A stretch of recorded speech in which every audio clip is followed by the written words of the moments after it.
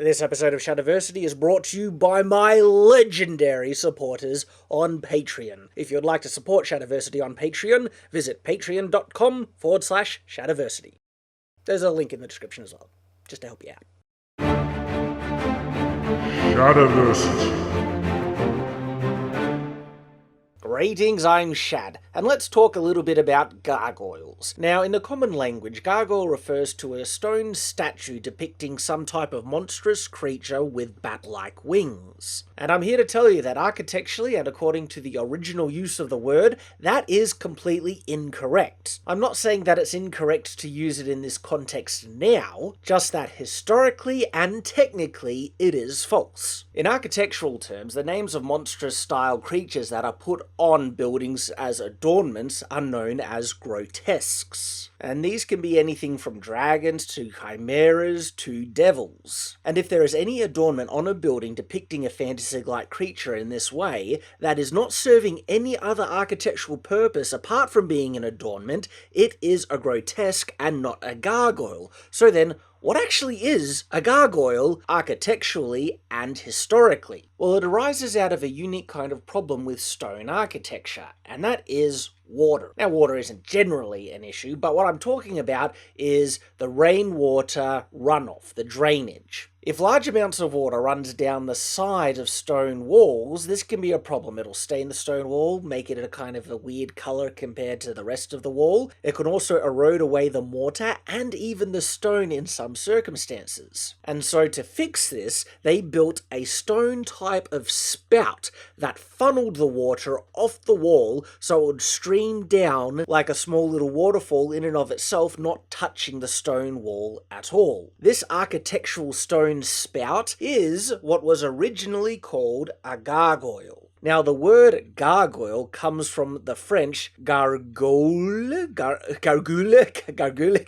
Yeah, I'm so bad with French. But anyway, it likely means throat, or otherwise known as like a gullet or gutter. And there are similar words derived from the root gar in gargoyle, which means to swallow, hence the word gargle, to gargle something. The words gargle and gargoyle actually have the same root origin in this word gar, which refers to the throat. The thing is, though, to make these gargoyles look a bit more appealing, they were made as grotesques. In other words, they were built to depict some type of creatures, usually. And this is the connection between the concept of a gargoyle being a creature. It's just interesting that they became so prominent and iconic that the word gargoyle then started to mean, in casual language, normal grotesques that don't have any purpose apart from adornment. So unfortunately, that classic awesome old school cartoon Gargoyles, they're actually not really gargoyles, not in the true origin and meaning of the word. They're actually grotesques, but I do find it interesting that gargoyle has become its own type of fantasy creature, which is basically a type of demon or devil. You'll notice though, interestingly,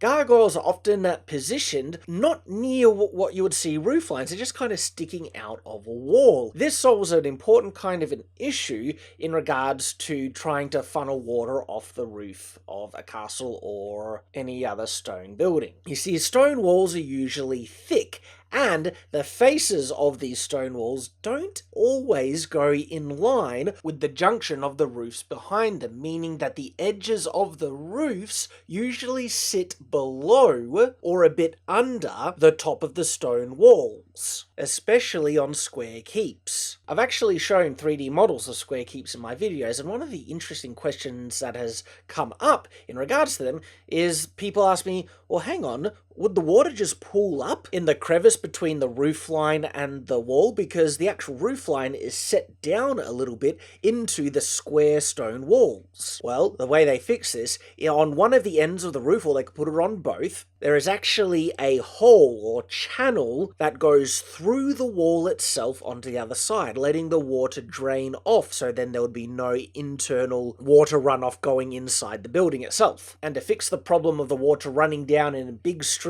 along this portion of wall, which would cause damage, they built a stone spout to funnel the water off the wall, which is a gargoyle. Gargoyles can be used in any place where there could be detrimental buildup of water, and technically it's a gargoyle whether it looks like a creature or not. But this is when we are being strictly technical, because I do subscribe to the logic that language evolves. That the meaning of words are actually defined by how they are used by the larger majority in society. I've made a whole video on that subject entitled The Evolution of Language and How It Messes with Historical Accuracy. But when no misinformation is actually being spread by the new definition that has arisen out of casual usage, I have no problem with this, because this is what everyone does. Even, historical Puritans and language Puritans, we do this. And I give many examples in the video I've just referenced. And the word gargoyle has really evolved to mean a type of stone statue depicting a monstrous creature.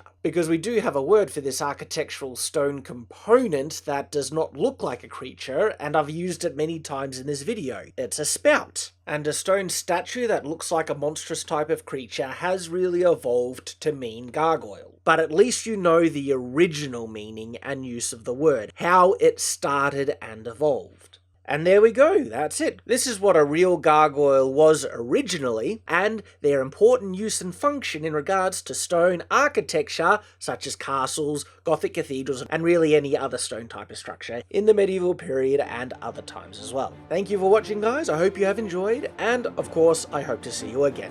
Until that time, farewell.